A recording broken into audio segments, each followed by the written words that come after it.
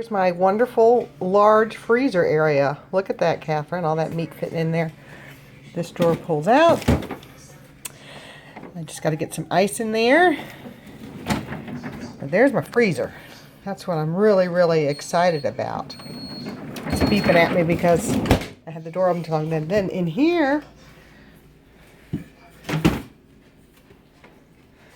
look at that. Look at that. Fantastic. I don't have any food to put there, but down here,